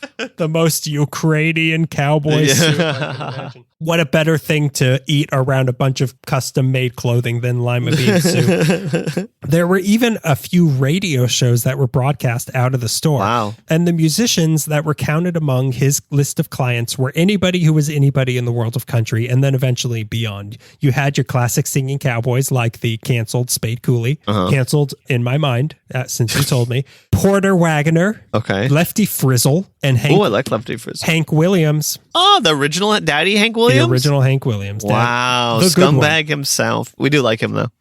Not as bad as his son, but... Twice as bad as his grandson. No idea about any of the progeny of Hank Williams, but I like Hank Williams a lot. You know, because I was talking with Carl Tart about Nudie because this is right up Carl Tart's alley, and he buys hats. Yeah, he buys hats, and he told me what Hank Williams did was he wrote a rebuttal song to Colin Kaepernick taking a knee during the national anthem, and it was called something like, if you're gonna, it's called Take a Knee, Take a Hike. That's what it's called. Yeah. So that's the legacy of the Williams name. Wow. Anyway. Shame. Yeah. So Hank Williams, though, the better Daddy. one. Yeah, Daddy He Williams. designed a classic white suit covered in musical notes for him, which you might have seen in old pictures. It's pretty cool. Then you had a different sort of country singer with Johnny Cash. He made clothes for him. Then they were all more subdued, but still in a little bit of the Nudie style. It's weird to think that Hank Williams was the more flashy one, and even though he is like closer to being a rural cowboy, and Johnny Cash in movies and Columbo episodes, like dial it down a little bit. Dial it down. Yeah. I thought you were supposed to be sad. Then as country music itself started to change, the new guard still kept coming to Nudie for their clothes because that was just the look of a country singer. People like Willie Nelson, Dolly Parton, and Tammy Wynette. Then you had the people who bridged the gap from country to rock and roll / popular music like Linda Ronstadt and Glenn Campbell, who it is said wrote Rhinestone Cowboy about Nudie Cohn. Whoa, really? His biggest hit? Mm-hmm. That's great. Then, of course, there was Graham Parsons, whose look he helped develop and who was like a son to Nudie. Wow, really? He made for him his suit it was embroidered with pill capsules and marijuana leaves. I don't know if you've seen that. I've seen that one, yeah. Of course. I mean, what else would he be wearing? Yeah. No, that's Graham Parsons' brand. Yeah, Mr. Joshua Tree himself. So much so that he never left Joshua Tree. Of course, he was wearing that. So then he had the more rock and roll / pop customers. Of course, you had Mike Nesmith. Right. Monkey himself. David Cassidy. Right. And Cherry Garcia himself, Jerry Garcia. Aretha Franklin, Sonny and Cher, Lou Rawls, Dean Martin, John Lennon, Jimi Hendrix, Robert Plant, and Keith Richards, who bought boots covered in rubies. Ruby Boot Day?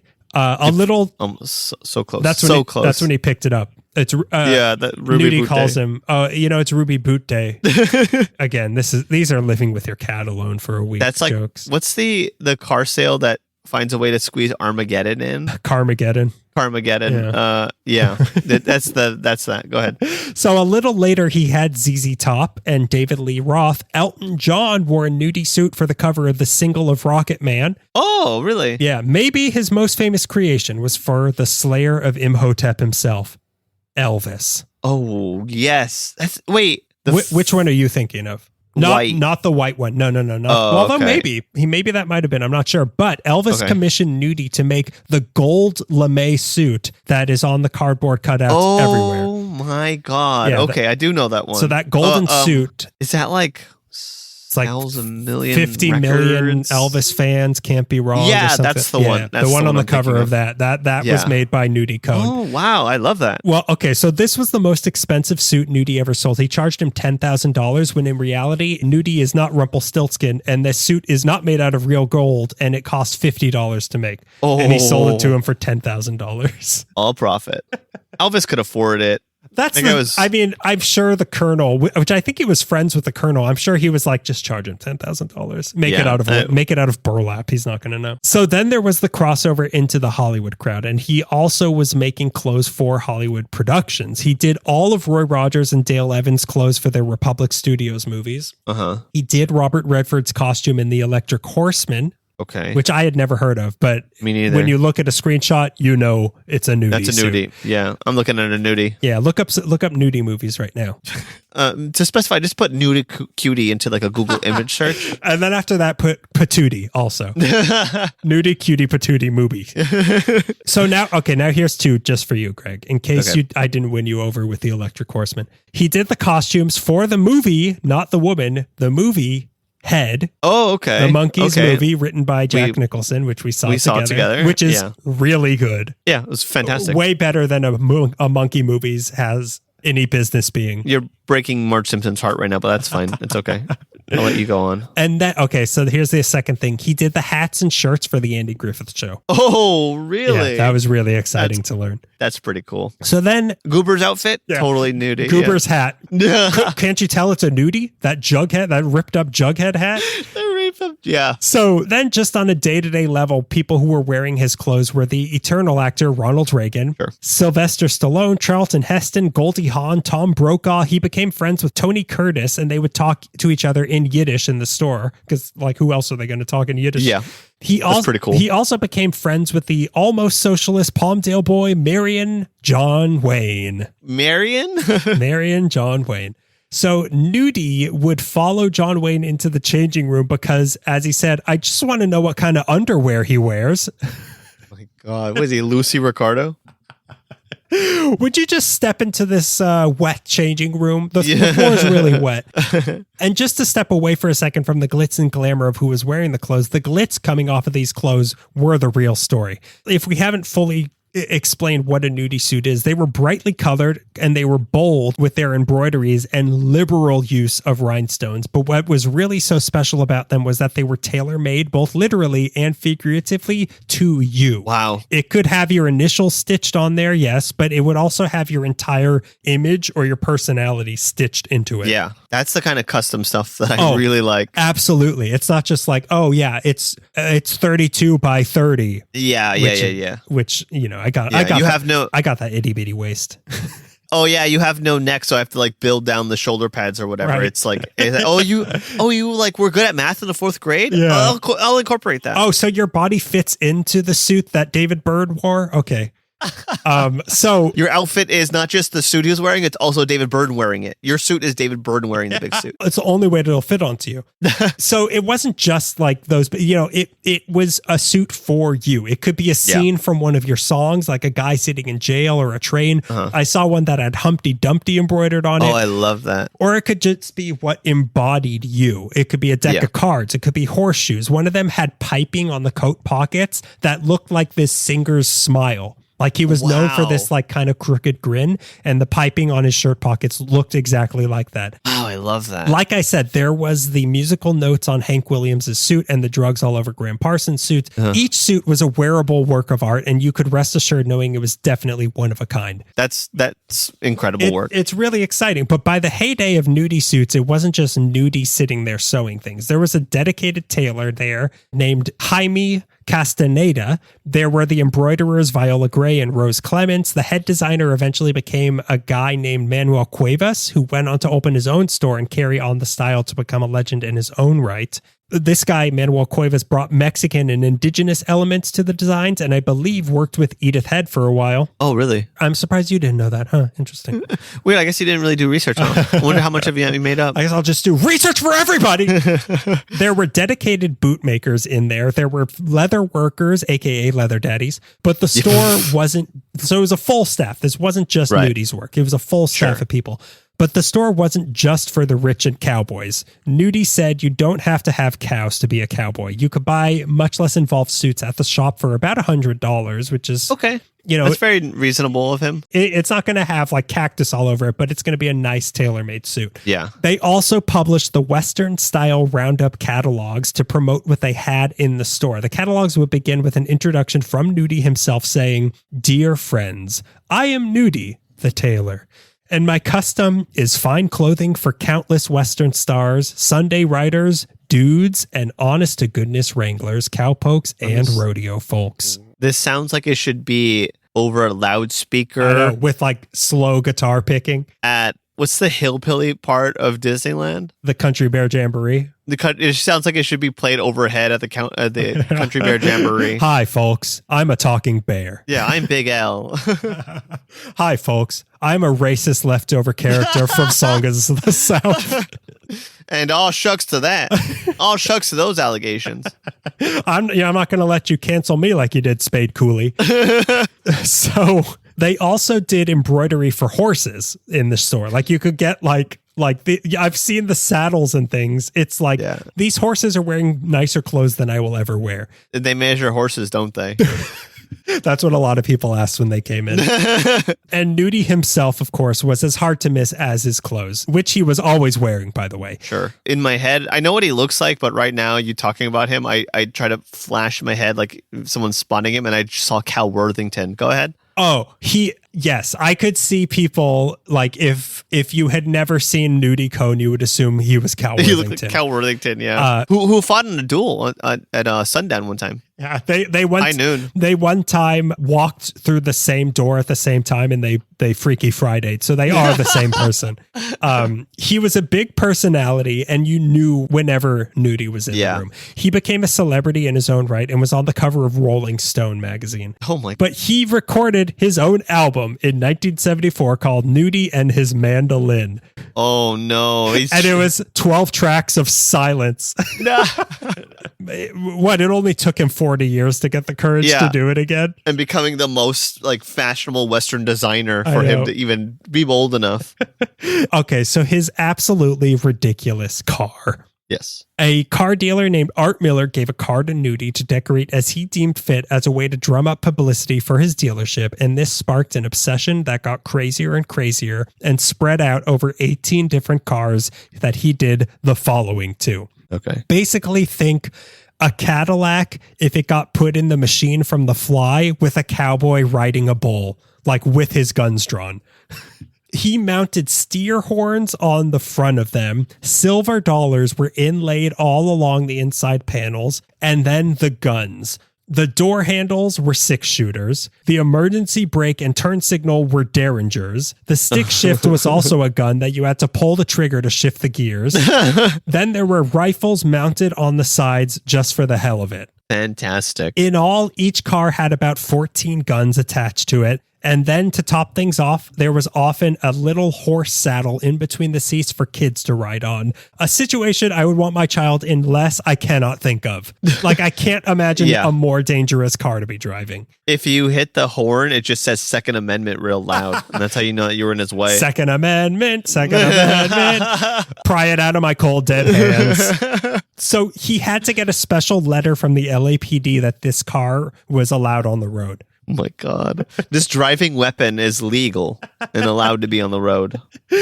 An outrageous thing to see. Like a more dangerous Jay Leno on the road. Like I said, 18 of these cars were made. Usually they were Pontiac Bonnevilles or Cadillacs. Today, we only know the location of 9 of these, one of which is in the Valley Relics Museum, which we got to see. And it's startling when you see it up close how cool it is. It's outrageous. I didn't even know much about Nudie when I saw it. I just knew that he was like a fashion cowboy guy.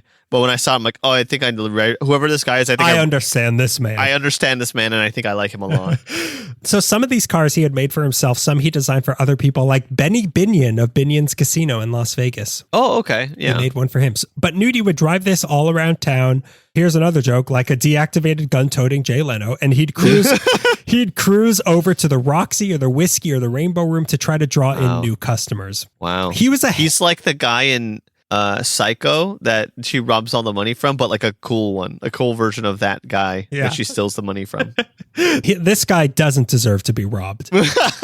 So he was a ham for sure, but he was also a caring guy. He would forgive the debt of people who were struggling and couldn't pay him back. He'd bail his friends out of jail. He'd drive to poorer neighborhoods and pass out cash with a sticker of his face on them and would tell people, when you're sick of looking at me, just rip it off and spend it. Cool. So, that's very nice of him. So he never really lost touch with the pretty rough past that he had come from. He would also sometimes purposely wear mismatched boots to keep him grounded to the days when he couldn't even afford matching shoes. Wow. And just to keep himself humble, he would go to open mics and just to hear people laughing, not with him, but at him. At him. Purposely at him. And the mandolin came out like, okay, that's for Nudie Cohn, everybody. Let's keep it going. That's for Nutia. What's your name? Cola? Coca-Cola? Nudie Coca-Cola? Yeah, Nudie Pootie Patootie, whatever. And more than one person has made the connection that his whole famous Nudie design style is very similar to the traditional folk clothing patterns of his home country of Ukraine. So, wow, that's interesting. It is really interesting that this what became the iconic American cowboy look is actually pretty much based in traditional Ukrainian clothing. Yeah, that's very interesting. So Nudie lived to be 81, dying on May 9th, 1984 in my beloved Burbank. His eulogy was given by Dale Evans, who is a woman. Yeah. When he died, you could just faintly hear the sound of rhinestones knocking. If you listen closely, you can hear the sound of rhinestones knocking on the wind, and that's when you know a Nudie gets his wings. They had a 21 salute. A 21 rawhide salute. So the store was run for a while by Bobby and their daughter Barbara, who was married to Cuevas for a while. But in 1994, Nudie's Rodeo Tailors was closed for good. Their granddaughter, who changed her last name to Nudie and wrote a book about him, which I have right here, opened up a Nudie's coffee shop in Valley Village for a while, but that's gone too. Oh. There is, however, Nudie's Honky Tonk in Nashville that has, you guessed it, the longest bar in Nashville, inlaid with 10,000 silver dollars. So now we know how long it is. It's 10,000 silver dollars long. That's how they measure stuff in Nashville. Yeah. How many silver dollar? How many RFK heads is this? Is that RFK or JFK on the silver dollar? I don't think it's RFK. I don't think he quite got to the status of being on currency. Oh, excuse me. Oh, I didn't know. It's probably Ted. He got on Sirhan's currency. Okay, if you know what I mean. But the Nudie legacy still lives on. There are a lot of modern musicians and performers of all genres who have either hunted down original Nudie suits to wear on stage or have gotten clothes designed to imitate the Nudie style. Sure. Mike Mills of R.E.M., Beck, Jeff Tweedy, Kesha, Post Malone, Lil Nas X, and even Trixie Mattel. Mm-hmm. Trixie Mattel is very Nudie. I can see that. Yeah. The clothes are also recognized for their importance, with Nudies being in the Country Music Hall of Fame, the Rock and Roll Hall of Fame, and of course, our beloved Autry Museum has some Nudies on display. And if you see me there, I will be another Nudie on display. Looking for the Nudies. Hi, Daniel Zaffron. Here for the Nudies? Try to kick me out. I'm greased up. You can't catch me. They've even gone into the afterlife when Roy Rogers was buried in his Nudie suit. Whoa, was he really? So if you've heard all this and thought, hey, this sounds like my style, all you need to do is dig up Roy Rogers' grave. Free Nudies, everybody. For the price of 2 shovels. For the price of 2 shovels and your soul. That's great. I didn't know. I'm a Nudie expert now. I'm an expert on nudes. Also another, I'm going to go, after this, I will be Googling nudes. I will be Googling Nudies, expert nudes. Yeah, expert nudes. Yeah, nudes for all. But yeah, and also a big Valley presence, this guy. I've managed to sneak another Valley thing into the show. It's always unfortunate when you do. There's a Madman Months thing about Nudie. Hearing you say that he very much crafted an image, and he used that to his advantage.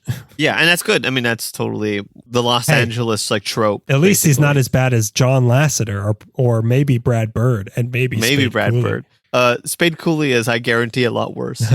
You should probably read what he did.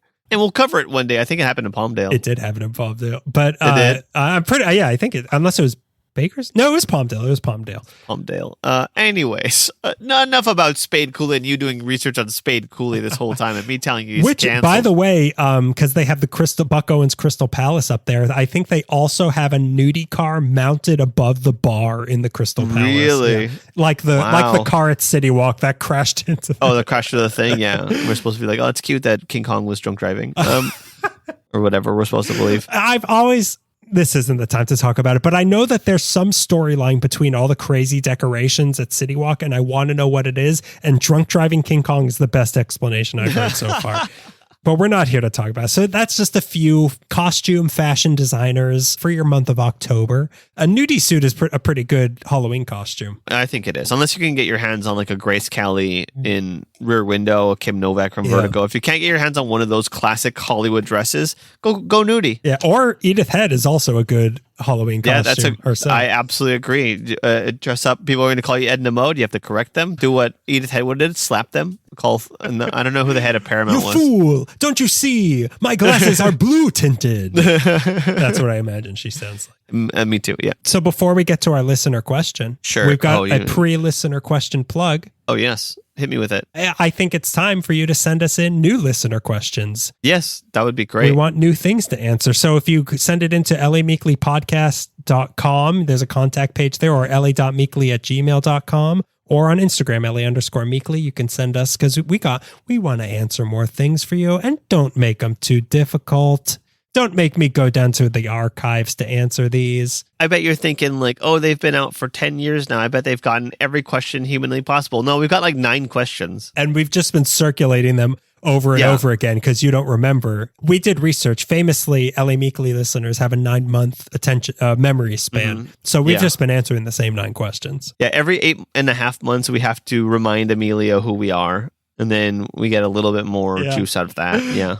That's why if you'll look, I mean, you might not even remember this because of your famously bad memories, but if you all look up on your wall, you have pictures of the both of us with our names under us so you remember who we are. Yeah. It's quite sad. We treat you like your Memento, a movie I saw one time. Yeah.